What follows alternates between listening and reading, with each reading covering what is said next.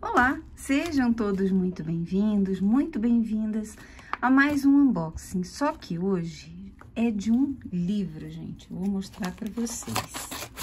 Bom, vocês já viram aí no título do vídeo, né? Esse maravilhoso aqui é um lançamento recente, enorme, como vocês podem ver. O livro completo do baralho Petit Lenormand. Bom, o que eu sei de Lenormand? Pouco. Eu tenho um único deck. Eu comprei esse livro, inclusive, pela intenção que eu tenho de estudar melhor o baralho Petit Lenormand. O único deck que eu tenho é esse. E aí, o que aconteceu? Eu comprei um outro deck de Lenormand, que ainda vai demorar a chegar aí, mas que é muito lindo, a estética dele é muito linda, que é semelhante à estética de um deck de tarô que eu tenho. Então, assim, eu amo aquela arte e resolvi comprar, sim, pela arte, o deck de Petit Lenormand. E aí, eu já tenho esse livro aqui, eu já estudei. Eu não tenho muita afinidade com Petit Lenormand, tenho que confessar. E né, veja que eu já peguei para estudar, já fiz minhas anotações, enfim. E eu acho que a partir do momento que eu tenho um segundo deck desse, né, é um investimento, tem que fazer a minha parte no sentido de entender melhor, de aproveitar esse material, né? Então, aí eu comecei a pensar na ideia, eu vi que era lançamento pela editora Alfabeto desse livro aqui. O que eu sei também de Lenormand no sentido histórico, né? Mademoiselle Lenormand era uma francesa, ela era órfã, e quando ela saiu lá do educandário, né? Acho que de freiras e tal, ela logo começou, acho que 2 anos depois, pouquinho tempo depois, ela já começou a trabalhar e atender com cartomancia. E ela acabou se tornando muito conhecida, muito famosa, né? Atendendo pessoas importantes da época. E quando ela faleceu, acho que 2 anos depois, uma editora lançou o deck Le Grand Jeu Lenormand, o grande jogo Lenormand, que era com 54 cartas. Depois de um tempo, lançou o Petit Lenormand, ou seja, o pequeno Lenormand, que na verdade é muito baseado, ou as imagens são basicamente as mesmas, de um baralho chamado Jogo da Esperança, de um jogo alemão. Então, o nome que se tem desse deck é referente a ela, mais como uma jogada comercial do que propriamente criação da Mademoiselle Lenormand, né? É isso que eu sei. E aí, Odete Lopes Mazza é uma africana de Moçambique, de ascendência indiana, portuguesa também, de uma outra vertente, acho que europeia, não me lembro mais. E ela é uma sumidade, ela é uma referência, né? Tem uma conexão muito forte com o Brasil e lançou esse livro, né? O baralho Petit Lenormand. E lançou esse livro aqui, que em Portugal recebeu o nome A Bíblia do Baralho Lenormand. É uma coisa dessa, tá? Pela editora Farol. E aqui no Brasil, pela editora Alfabeto, é o livro completo do baralho Petit Lenormand. Então, é preciso cuidado, porque às vezes, né, a pessoa na intenção de comprar todos os materiais, tem que ter atenção a isso. É o mesmo livro, só que foi lançado em Portugal, com o nome A Bíblia do Tarô Lenormand, ou a Bíblia do baralho Petit Lenormand, alguma coisa assim, tá, gente? Depois pesquisem aí. E no Brasil veio com esse nome. É um livro enorme, acho que ele tem umas 600 páginas Esse livro aqui, ele vai falar mais do significado das cartas, né? Pelo que eu tô sabendo. Esse eu sei, né? Não traz muito de interpretação. Talvez por isso eu não tenha me afinizado tanto. Esse aqui já traz principalmente aquela mesa real, né? O Grand Tableau. Então, ele traz mais as questões de interpretação. Então, eu achei que esse vai ser realmente útil para mim, tá? Então, vamos lá. Ó, essa é a Odete. Aqui contando um pouquinho da história dela.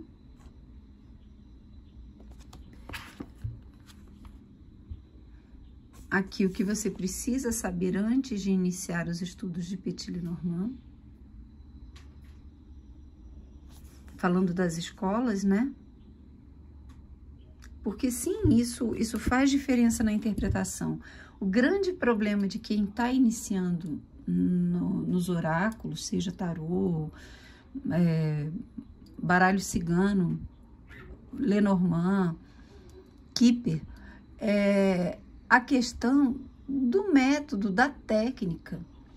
Não, de ficar muito perdido sem saber se colocar. E cada escola, né, ela vai ter o seu direcionamento.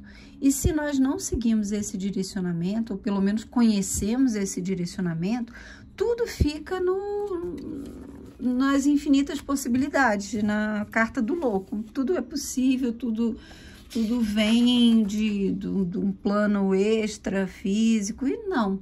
Né, o conhecimento, inclusive, ela tem aqui, gente, deixa eu ver se eu acho. Ela tem uma frase aqui que eu adorei, que ela fala sobre isso. Aqui na história. Ai, gente, agora eu não sei se eu vou achar, não. Mas ela fala exatamente da necessidade do conhecimento. Deixa eu chegar perto para enxergar aqui.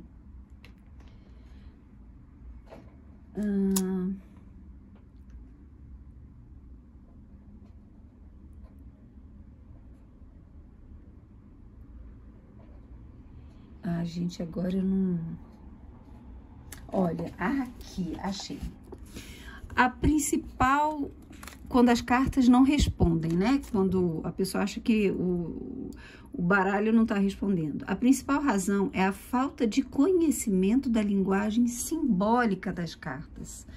O símbolo está ali, não é à toa, não é só um desenho para que a pessoa imagine o que aquilo quer dizer. Não.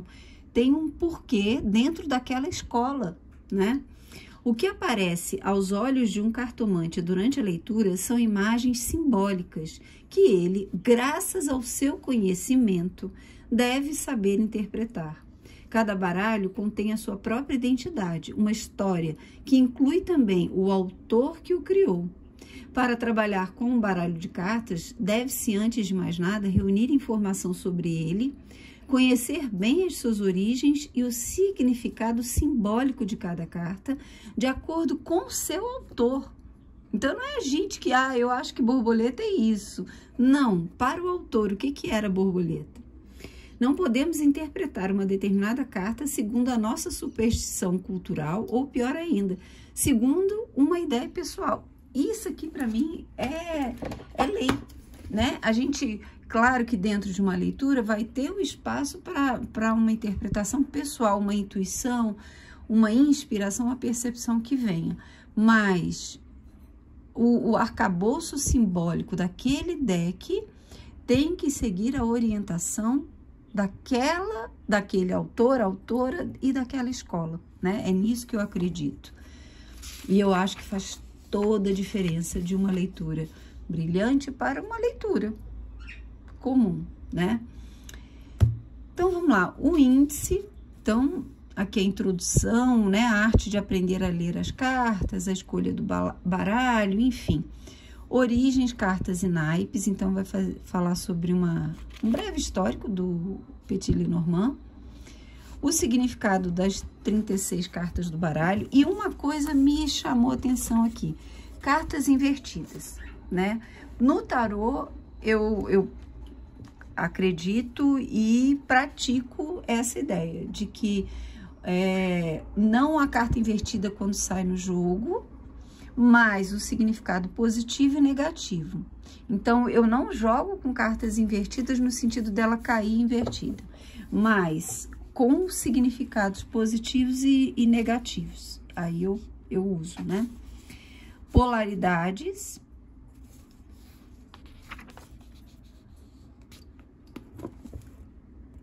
Aqui as cartas significadoras, carta tema para vários temas, né? Os códigos Lopes Matza, que é dela, né? De técnicas que ela foi desenvolvendo ao longo do ano, da prática dela, né? Da vida. Técnica das combinações. Métodos de leitura. Isso aqui que eu achei muito legal. E o Grand Tableau, né? Que ela vai falar toda uma técnica aqui. Então, eu acho que são 2 livros importantíssimos para se ter. Um para destrinchar realmente o significado das cartas e o outro para entender a dinâmica, né, do jogo. Então, é isso, olha, o prefácio, a dedicatória, aqui a introdução, isso aqui, a cartomancia será no futuro o que dela fizermos hoje. Então, eu luto muito pela ideia de um profissional da cartomancia, seja com tarô, qualquer tipo de baralho, ser um profissional sério, ser um profissional comprometido com o estudo. Por quê? Porque a base do estudo vai trazer uma coerência naquilo que se faz, naquilo que se apresenta para as pessoas, vai tirar a cartomancia do limbo de ser uma coisa esotérica, sem base, sem nenhum tipo de estrutura por trás do profissional. Achar que é só um efeito pirotécnico, né, ligado a uma espiritualidade.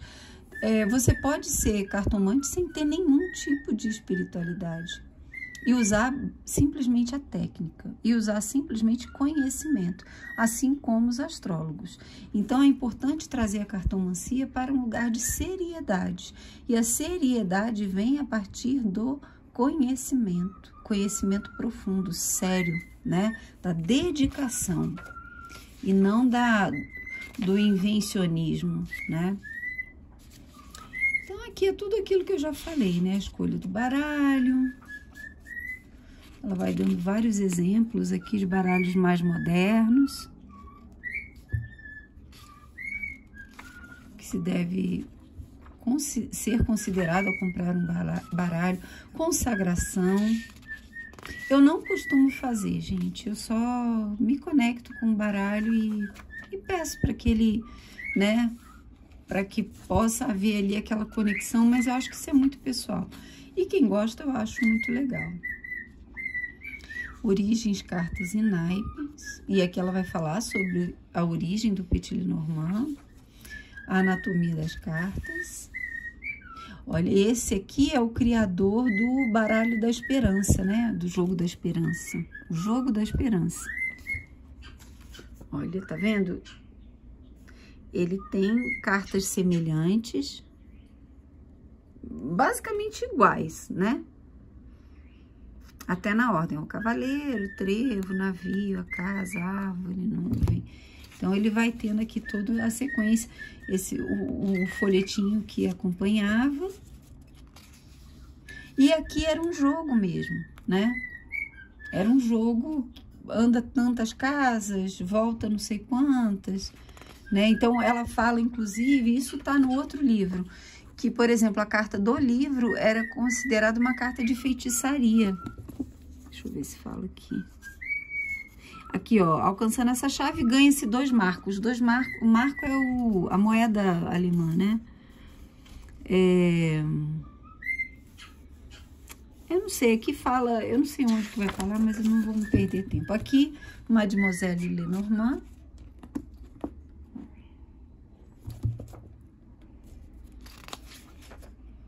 E aqui, ela vai falando sobre o jogo. os naipes. Sim, porque tem os naipes, tem cartas da corte, né? A apresentação do baralho Grand Jeu de Mademoiselle Lenormand, que é o grande jogo, né, de onde o Petit Lenormand foi derivado, que tem 54 cartas. E aí, olha, isso eu achei muito interessante. Tem a carta no baralho normal, né? Gente, não repare minhas unhas, elas estão um horror. Todas tingidas de esmalte azul e não sai nem a pau Nicolau. Uma letra do alfabeto, a geomancia. Uma imagem central, uma imagem à esquerda, uma imagem à direita e aqui uma planta ou flor. Então, esse era o grande jogo, né? Aqui explicando como se usa. A explicação aqui do Petit Lenormand, das 36 cartas. A Mary K. Greer, que ela é uma grande pesquisadora, né, de Petit Lenormand, moderna, atual. Aqui é a anatomia das 36 cartas. Então, ela vai falar de todos os símbolos que vêm, né? O número da carta. Aqui, uma carta da cartomancia tradicional francesa, que é esse aqui, que eu tenho. Uma imagem simbólica. Enfim, ela vai destrinchando, né? Aqui os naipes da cartomancia alemã. Então, veja que há uma diferença nas escolas e é importante estar ciente disso, né? Para se fazer uma leitura coerente, coesa. O significado das 36 cartas do baralho. Escolas e tradições. Isso aqui é muito legal, cartas ciganas e os orixás. Vai fazendo a conexão, ela tem muita conexão com o Brasil, né? Até porque ela, pela língua, a facilidade da língua, né? Moçambique, colônia portuguesa, então fala o português, então tem essa conexão. E ela vai fazendo as conexões aqui com os orixás. Achei muito interessante.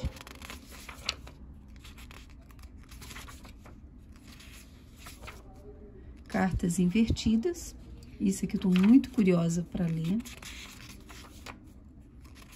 Cartas do tarô similares ao baralho Petit Lenormand. Então, algumas têm significado semelhante.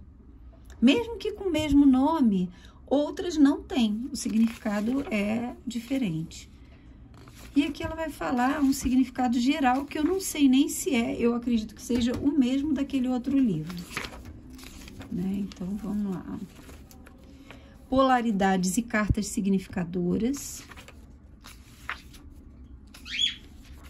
Isso é muito legal.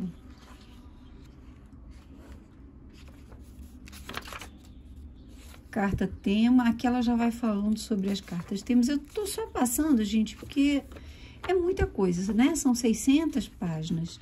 E aí não dá para falar tudo, mostrar tudo. É só um olhar, realmente, sobre o livro, para que possa gerar em vocês o interesse ou não, né? De repente fala, não, isso aí eu já sei, para mim não faz diferença. Eu, como, né, não sei, eu digo assim, eu não sei jogar Lenormand, então eu preciso aprender, né?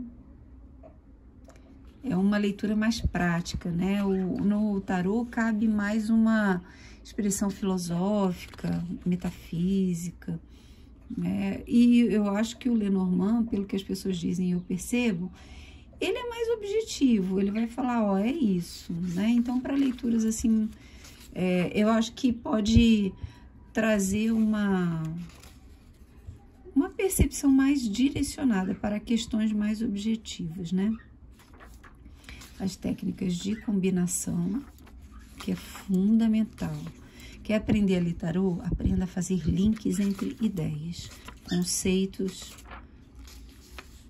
combinações com duas cartas. E aí vai, métodos de leitura. Isso aqui eu acho sensacional. É isso que eu tava querendo. Grand Tableau. Método dos 3 ampliado. Então, ela vai falar, por exemplo, para um relacionamento, né?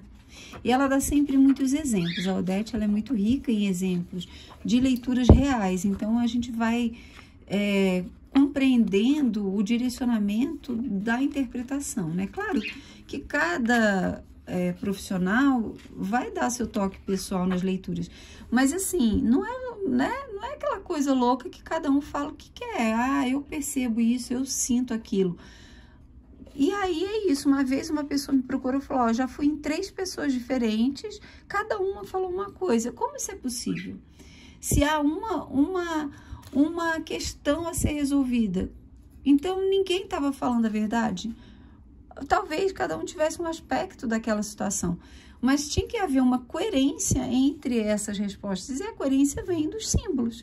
Eu não posso ler português na minha cabeça, né?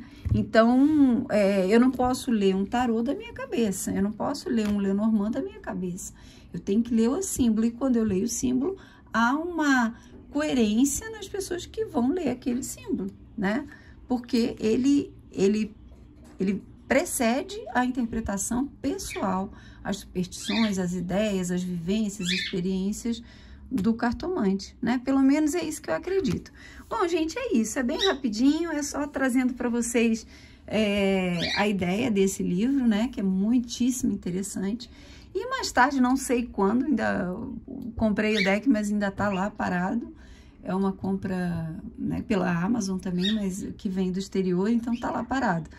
E um dia chega e eu faço um unboxing aqui para vocês, tá bom? Um grande beijo, fiquem com Deus e até a próxima.